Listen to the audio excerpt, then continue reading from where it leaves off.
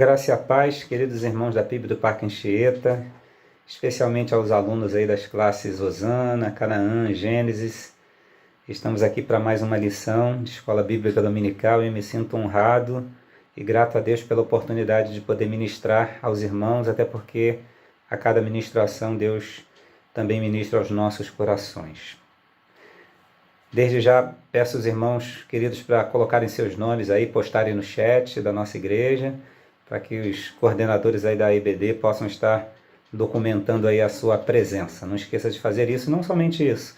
Durante a lição, poste aí o seu comentário, sua dúvida e interaja, participe efetivamente dessa classe para que sejamos todos edificados nesse momento. Vamos orar?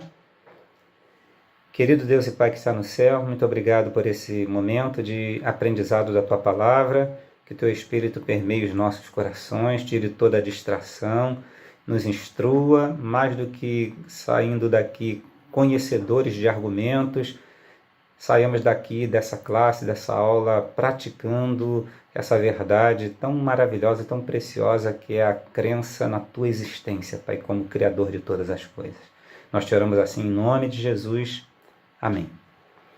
Bem, nós estamos aí, pelo que vi na revista dos queridos, numa sequência a respeito da existência de Deus. E hoje nós vamos dar continuidade falando sobre argumentos teológicos para essa existência.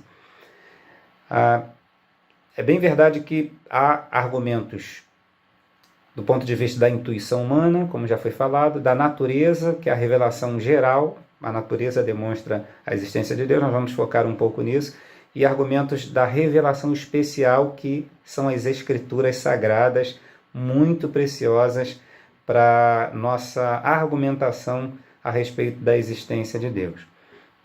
Hoje nós vamos focar em 4 perspectivas teológicas que nos ajudam a argumentar quanto à existência de Deus. Antes de passar essas perspectivas, queridos, desses 4 tipos de argumentos, eu gostaria de dizer que, mesmo no aspecto acadêmico, já existe o entendimento, pelo menos pela perspectiva de alguns autores, de alguns referenciais teóricos, principalmente, e eu poderia citar aqui pelo menos um, que é Antônio Joaquim Severino, que é uma autoridade na área de metodologia da pesquisa, já há argumentos para admitir que não apenas a ciência é fonte de verdade, fonte de conhecimento, pelo menos de maneira geral. Não apenas verdade, né? A ciência, ela se une à religião, à filosofia e ao senso comum. Pelo menos essas são 4 fontes que merecem respeito quando se trata de elaboração de verdades, cada uma com sua perspectiva, com seus conhecimentos. De forma que argumentos teológicos são, pelo menos para as pessoas mais sensatas, são admitidos, são pertinentes e não apenas argumentos científicos, tanto quanto argumentos filosóficos e o senso comum. Mesmo aquilo que a gente ouve, né, nas culturas populares, de alguma forma merece respeito como argumentação para as suas verdades. Ok? Já que os argumentos teológicos merecem respeito, nada melhor do que nós, servos do Senhor, alunos inteligentes das classes Osana, Gênesis, Canaã, é importante que nós tenhamos esses argumentos na ponta da língua, pelo menos tenhamos uma base para utilizarmos esses argumentos quando Deus nos oportunizar, ok? Então, quais são os 4 argumentos da nossa lição de hoje? Primeiro, argumentos cosmológicos. Quando nós pensamos sobre a causa para a existência das coisas criadas, nós vemos que há graça. Aliás, olhando para a criação, nós vemos que a graça, a beleza, cosmológico, né? O nosso pastor até tem citado algumas vezes que essa expressão cosmos tem a ver com beleza, que tem a mesma origem da palavra cosméticos, né? Então, quando nós olhamos para aquilo que é criado, se não é impossível, pelo menos é difícil não pensar em algo superior, em um ser super criador para isso que é tão maravilhoso, tão bem engendrado, tão bem ordenado. Isso não seria obra do acaso, é contrassensual, é contrarracional, é contra a lógica pensar que aquilo que é criado não teria algo inteligente, poderoso por sobre e por trás disso tudo.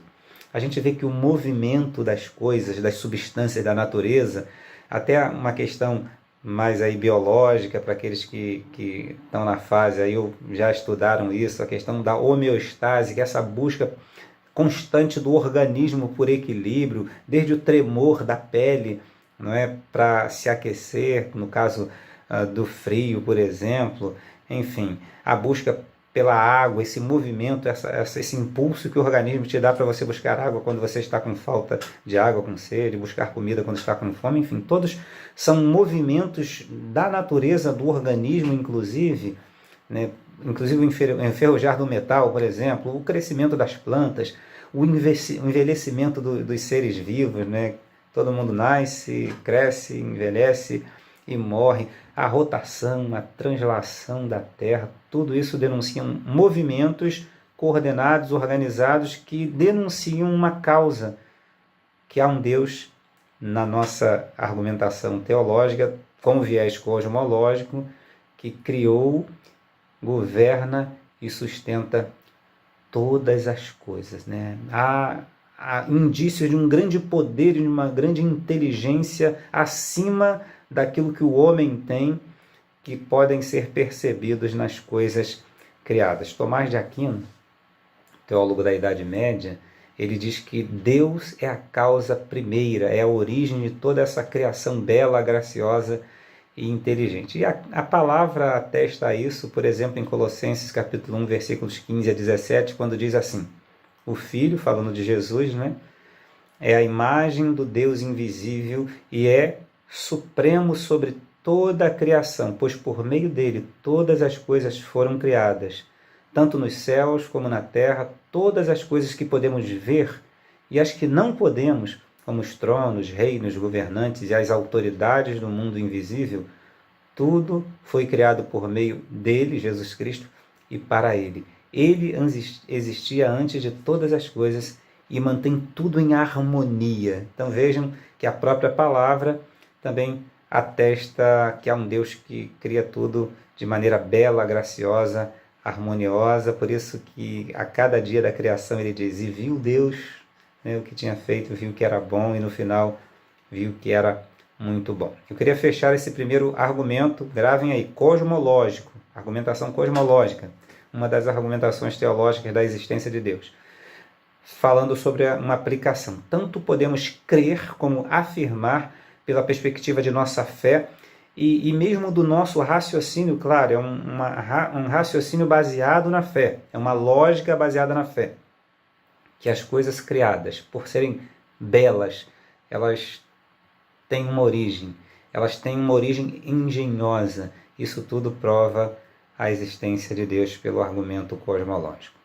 Segundo argumento, segundo aspecto teológico da argumentação quanto à existência de Deus, são os argumentos teleológicos. Eu sei que é uma palavra um tanto quanto desconhecida para muitas pessoas, mas é porque além de uma causa evidente, de uma origem que denuncia a inteligência pela graciosidade, pela beleza, uma origem lógica, nós percebemos que cada elemento criado, e aqui estamos tratando do aspecto da revelação natural, não esqueça, há a revelação especial, que é a Bíblia, mas aqui nós estamos falando sobre como a natureza denuncia a existência de Deus, certo? Então, nós vemos que além de ter uma causa, uma origem que denuncia algo racional, inteligente, lógico, poderoso, até o propósito de todas as coisas também demonstra. E é exatamente por isso que esse argumento é chamado de teleológico. A palavra, ou a expressão telos, vem do grego, que significa fim, meta, propósito, denunciando que há um objetivo inteligente para tudo aquilo que foi criado. Ou seja, Deus tinha um objetivo inteligente ao criar todas as coisas. Interessante que a quantidade, a diversidade, a complexidade das coisas, cada uma com o seu propósito, né? Cada uma com a sua função, denunciam a existência de um ser inteligente. Tudo tem a sua utilidade, seja explícita, seja implícita, seja uma utilidade mais funcional, seja uma utilidade estética. A maioria das coisas, na verdade, tem ambas as utilidades, né? Tanto algo prático, algo de fato útil, quanto a utilidade estética, o embelezamento. Por exemplo, as flores. As flores elas têm uma utilidade de maneira geral, elas têm a questão da polinização, por exemplo, que é o espargir de elementos que vão dar continuidade, que vão multiplicar-se em sementes, que vão dar origem a novas flores, a novos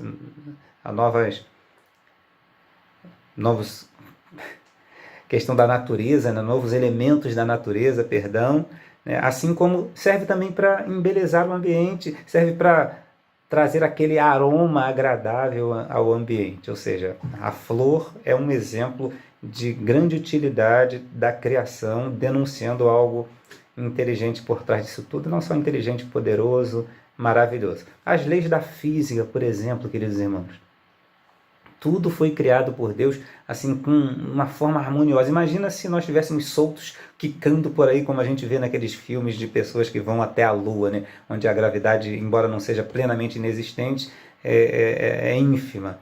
Imagina se a gente estivesse solto por aí. A lei da gravidade é algo que demonstra um ser inteligente que criou tudo com um propósito em si, inclusive as leis naturais, de maneira geral, inclusive as leis da física. A palavra de Deus diz lá em Jó, capítulo 38, versículos de 8 a 11, o seguinte: quem estabeleceu os limites do mar? Imagina se o mar não tivesse limites, né? Pois o contive, diz a palavra, né, atrás de portas com trancas, para delimitar seus literais. Disse, daqui não pode passar, aqui suas ondas orgulhosas devem parar. Esse é o versículo 11 de Jó 38. São leis estabelecidas por Deus denunciando a sua inteligência, a sua sabedoria, o seu poder. O próprio Jó, ainda, capítulo 38, versículo 36, vai falar sobre a trajetória das nuvens, a trajetória dos meteoros, né? Quem pôs sabedoria nas camadas de nuvens, diz o texto, ou quem deu entendimento ao meteoro? Não somente isso, que já parou para pensar nas questões biológicas, né? Quanta beleza, e quanta harmonia, e quanta lógica, quanto significado, seja no organismo humano, seja nos organismos dos animais.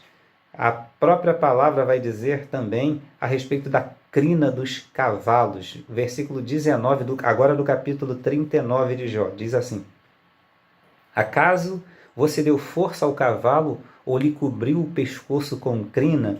Você já parou para pensar na utilidade da crina? Eu dei uma pesquisada e olha o texto que eu vou ler de um blog chamado Canal Rural. Olha que coisa interessante. A beleza da crina dos cavalos chega a dar inveja aos humanos, mas ela não está ali somente para enfeitar. Os pelos do local são impermeáveis, por isso servem como proteção contra a chuva, fazendo-a escorrer sem deixar o bicho encharcado. A crina também serve para proteger a pele e os olhos da exposição direta ao sol. A quantidade de pelos da crina depende do clima. Para proteger os cavalos do frio, ela fica mais volumosa no inverno.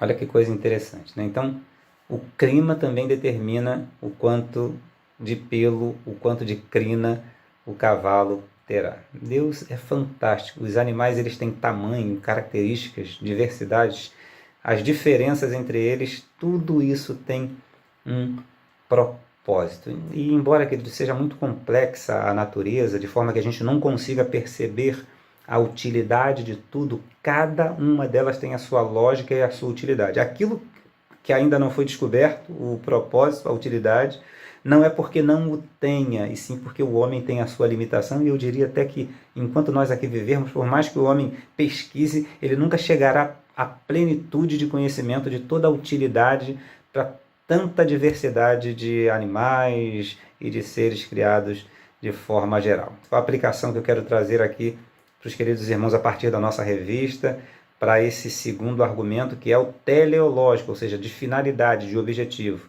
As leis do universo, por sua complexidade, lógica e utilidade, denunciam a existência de um ser poderoso, inteligente por trás disso tudo. E esse ser é o nosso Deus.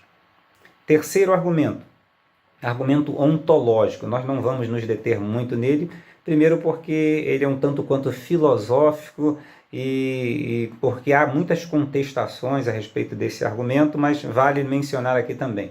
Essa palavra ontológico ou ontologia, ela vem do grego ontos, que significa ser, e logia, que significa estudos, e engloba questões gerais relacionadas ao significado do ser, tanto a existência propriamente dita ou não existência, quanto, em caso de existência, as características, os atributos, os adjetivos desse ser que existe. Então, a partir desse argumento ontológico, que tem como nome mais famoso o teólogo Anselmo, da era medieval, se nós podemos conceber uma hierarquia entre os seres, um ser superior, tanto em poder quanto em graça, em perfeição, esse ser existe. No argumento de Anselmo, essa nossa capacidade de conceber um ser superior atesta a grande probabilidade da sua existência. Então, as palavras dele são bem mais complexas do que essa que eu tenho trazido aqui para os irmãos, mas ele quer dizer, se nós conseguimos pensar, imaginar esse ser e atribuir essas características tão belas de justiça, santidade, amor, onipotência, onipresença, isso prova, segundo Anselmo, segundo os argumentadores ontológicos, a existência desse ser. E segundo essa argumentação ontológica, é irracional, é ilógico, é insensatez não conceber a existência de Deus, né? Um certo teólogo, na verdade um pregador, ouvi isso a partir do pregador que gosto muito, Luciano Subirá, ele chega a dizer que tem que ter muito mais fé para descrer em Deus do que para crer nele, porque é um absurdo, lógica, racionalmente, sensatamente falando, descrer da existência desse Deus. A palavra de Deus também vai dizer um argumento parecido. Salmo 53:1 vai dizer: diz o insensato no seu coração, não há Deus. Ou seja, o salmista chega a dizer, é insensatez não reconhecer a existência de Deus, né? Inclusive, um dos argumentos que provavelmente foi passado na lição passada, essa questão instintiva, intuitiva da existência de algo superior, isso está bem enquadrado aqui na argumentação ontológica, ou seja, do ser de Deus, tanto de ele ser, e ao contrário, ao invés de ele não ser, quanto de por ele ser superior, por conta de seus atributos, por conta de suas características, que muito suplantam as características de todos os outros seres, que por conta disso seriam criaturas desse ser superior, que é o nosso Deus Todo-Poderoso. E finalmente, queridos, o argumento moral. Argumentos morais, eles são um tanto quanto mais palatáveis e compreensíveis até do que os argumentos ontológicos, embora neles também haja uma boa base para que nós argumentemos aí, no caso de um debate, de uma oportunidade de estarmos falando sobre ou argumentando sobre a existência de Deus. Mas os argumentos morais, eles são mais facilmente administráveis e argumentáveis, digamos assim, para ser redundante. Até porque você já parou para pensar que por mais diversas que sejam as concepções de certo ou errado, todas elas possuem como que um esqueleto, né, uma base, uma linha mestra que gera uma certa identidade. Hoje eu estava falando com uma jovem que chegou essa semana da Holanda e nós comentávamos, eu comentava, né, com ela sobre a visão liberal da Holanda em diversos aspectos. No entanto, ainda que de maneira distorcida, há princípios de certo e errado, de justo e injusto, de moralidade, mesmo em países como esse que eu acabei de citar. A gente vê um outro aspecto, uma outra evidência dessa universalidade da moralidade, por exemplo, no famoso Código de Hammurabi, famoso assim pelo menos no meio teológico, no meio legal também. Perto ali do ano de 1750, um pouco antes disso, ali 1780 a.C., foi elaborado o chamado Código de Hammurabi. Hammurabi foi um governador da época da região ali da Babilônia, lá no século XIX a.C., século XVIII, e esse governador ele estabeleceu em torno de 300 leis que eram leis são leis bastante comuns, encontradas em muitos povos. Tem uma lei também de 2200 a.C. que tem muitas semelhanças com essa, e a nossa lei magna, ali, o Pentateuco, que teria sido elaborado ali perto do ano 1450, 1500 a.C., a partir de Moisés, né, que recebe as leis ali no Monte Sinai, também guarda algumas semelhanças.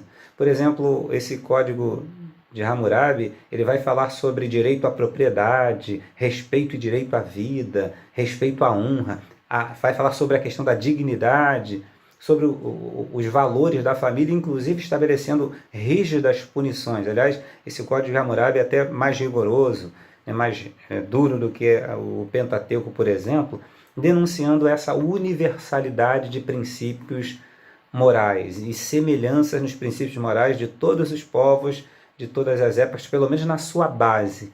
Essa noção, então, de certo e errado, de justo e injusto, ainda que haja distorções essas naturalmente por conta da queda, né? Porque o homem, assim que caiu lá no Éden, ele com isso corrompeu essa perspectiva de certo e errado, mas ainda permanecem indícios dessa moralidade com a qual o homem foi criado por Deus. Então isso está presente em quase todas, se não todas as civilizações, em todas as etnias, essa noção. É claro que há também uma atuação incansável de Satanás para distorcer o certo em relação ao errado, tornar aquilo que é certo errado. Isso nós estamos vendo muito nos últimos dias, especialmente com essa questão de gênero, com essa questão de sexualidade, com essa questão do respeito para com os indivíduos, a diversidade também. Enfim, tudo isso denuncia uma atuação incansável e estratégica de Satanás para corromper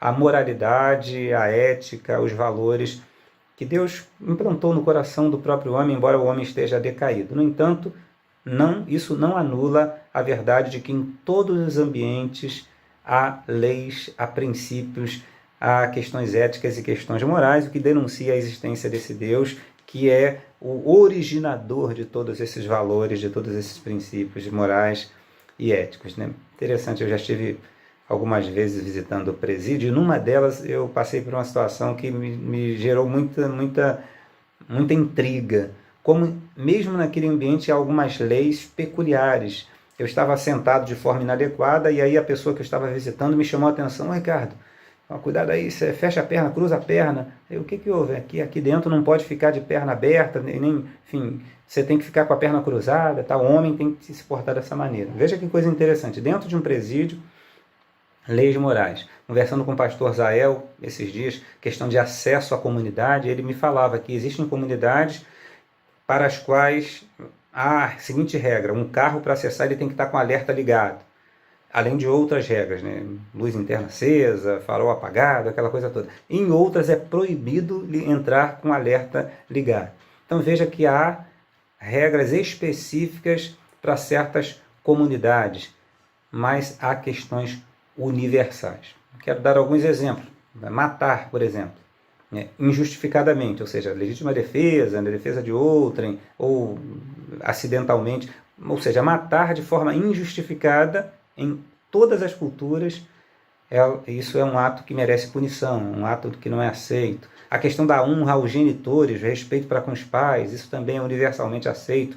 A questão de abstrair algo que não lhe pertence, algo do seu semelhante, do outro, que é o roubo, o furto, enfim, são práticas condenadas e por conta disso tidas como de justificada punição, julgamento correto, claro, e punição em todas as culturas.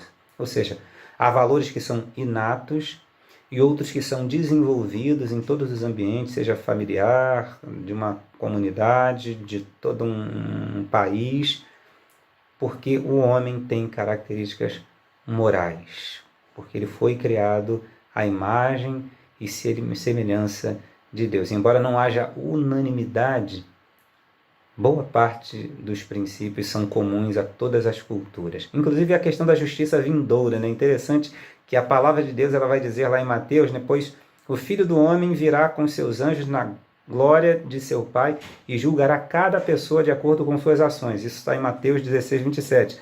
Nas palavras populares, a justiça divina tarda, mas não falha. Mesmo que não se atribua a Deus, a uma divindade, há essa ideia de que um dia a justiça vem, um dia você vai pagar pelos seus erros. Então essa visão de justiça, visão de certo, visão de errado, é um conceito universal. Provavelmente tem origem lá no Éden, quando Deus criou o homem à sua imagem e semelhança, embora haja também o aspecto da queda relacionado a essa consciência de certo e errado. Por isso que Gênesis 3:22 vai dizer: então o Senhor Deus disse, vejam, agora os seres humanos se tornaram semelhantes a nós, pois conhecem o bem e o mal, ou seja, a noção de certo, errado, de injusto, um injusto. Tudo isso denuncia a aplicação que existe um Deus criador. A moralidade humana, a noção de certo e errado, denuncia que existe um Deus por trás disso tudo.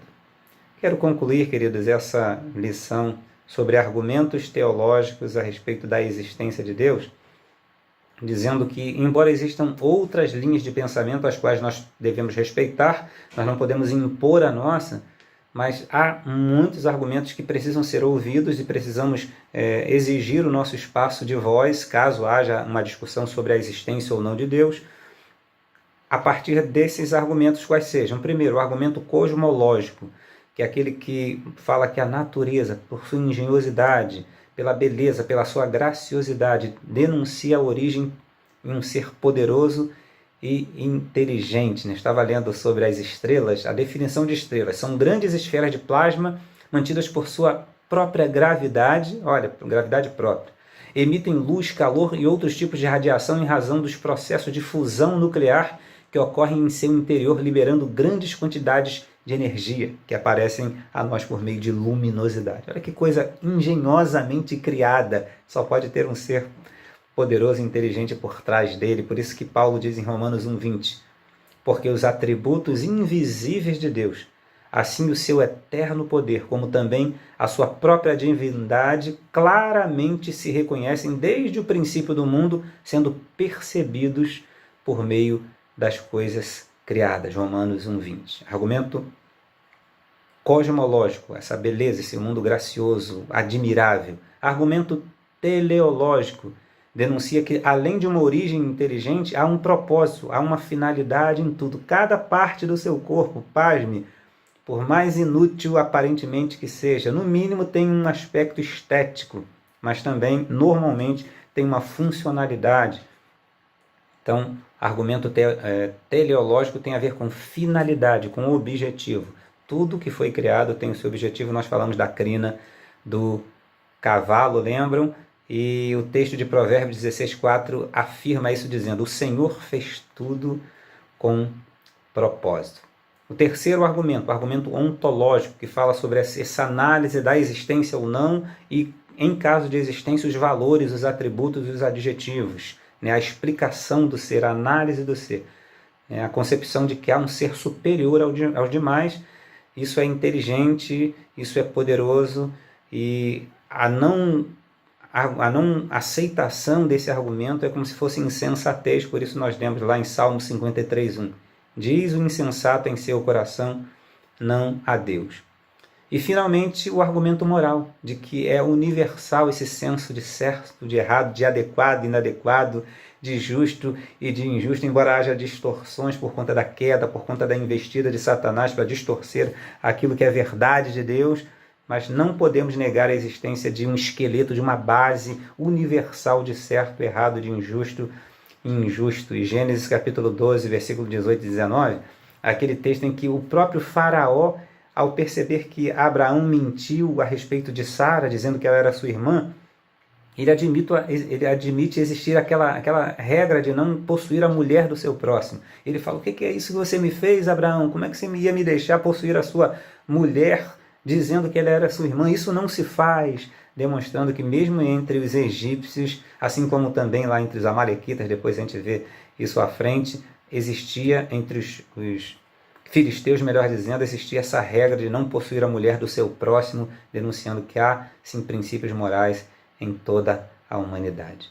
Meu desejo é que Deus tenha falado ao seu coração, que isso não seja apenas algo teórico, que você esteja cada vez mais convicto da existência desse Deus e que isso sirva de argumento, de insumo, de conteúdo para que você, assim que Deus te der a oportunidade, claro, muito mais do que os argumentos, é o poder do Espírito Santo na sua vida, mas que sirva para que você argumente a existência desse Deus maravilhoso que criou todas as coisas belas com um propósito, com um fim, inclusive eu e você. Que Deus abençoe. Não esqueça de colocar e confirmar que você está presente até o término dessa classe. Tenha uma semana abençoada, um final de semana abençoado na presença de Deus.